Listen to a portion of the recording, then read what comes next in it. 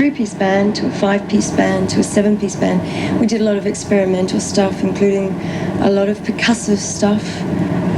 Had heavy influences from Africa and Latin America. And we did 2 albums, and then the 3 of us, that was Tom, me, and Joe, who was now no longer in the band, split off in 1982, and we made our first album together as a 3-piece called Sidekicks, and that's really when we had our first commercial hits, I guess, call it. From there, there's been no looking back, really. Well, let's talk a little bit about your background in terms of how you grew up and your musical influences. Tom, I understand actually your early training was in classical music. I was cajoled into classical music training when I was younger, and I think I remember hating most of it, although nearly everyone who goes to that says, well, what rubs off on you eventually is of some use. But I guess the important thing is, as far as I can remember, there's always been music around me as a very young child. As I grew up with music, listening to it, playing music, and it ended up being the only thing I could do to save my life. How about you? How about me what? You know about me. What can you do to save your life? I can swim. No, what about you, Alana, as far as your musical background? Musical background, I had very little. I wasn't really particularly interested in music as a child, except for having things like flute lessons and then getting utterly bored and giving it up by the time we got to Christmas carols. But I had a brother who was a beatnik who played bongo drums, and I used to steal his drums, stop laughing, Tom Bailey, and go and hide in the garden and play his drums, for which he would beat me up. Anyway, I wasn't really interested in music. In the end, but I went to London in 1977 when punk was sort of at its peak. And I remember going to see bands, and I couldn't believe it. These people didn't know anything about music anyway. But they were all up there and having a great time. And the attitude of punk was very much, you didn't have to have musical training. You just got up there and did it. So I formed my own band, which has a name which is really unrepeatable on television. And then I met up with Tom. So I just started playing, and still play from instinct, really. You've done a number of albums, but can you tell us about your new album, Close to the Bone? How's it different from your previous work? Close to the Bone is a very personal album. It was the first album we needed to write, as opposed to just wanted to write. Several things happened to us last year, including the death of my mother and also of the child that Tom and I were expecting.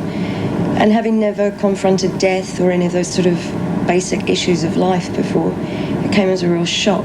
So I think the period last summer we spent grieving, we also spent in constructing this album, writing this album. So it is very raw, it's very instinctive. We recorded it in 4 weeks, as opposed to the previous album had taken 7 months.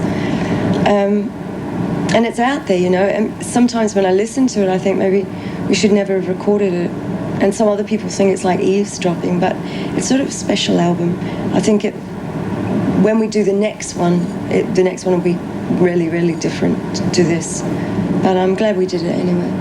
Any songwriter, to be honest, will say that the best songs come from their own experiences. And so this album is a result of what happened to us. And as Lana says, we don't expect that stuff to happen again.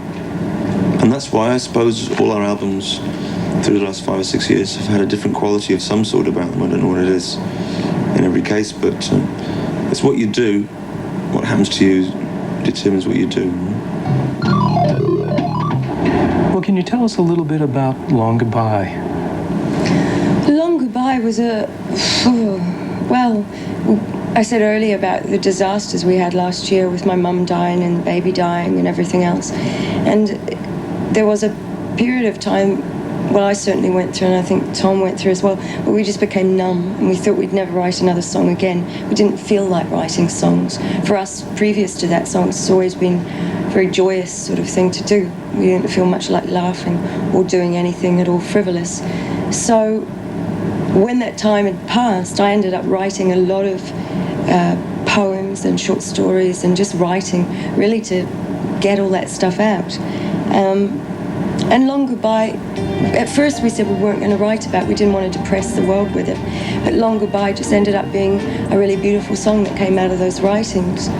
And it was really nice because it was sort of like immortalizing those two people. It was a nice thing to be able to give them. I've seen my future die. That hurricane, she knew my name. Tonight just feels like hell. It's time for the Record Guide giveaway. Oh, they're doing really weird things to us, aren't they? Ugh. Hey, listen, the Record Guide has 50 copies of Close to the Bone, the Thompson Twins' new album, to give away.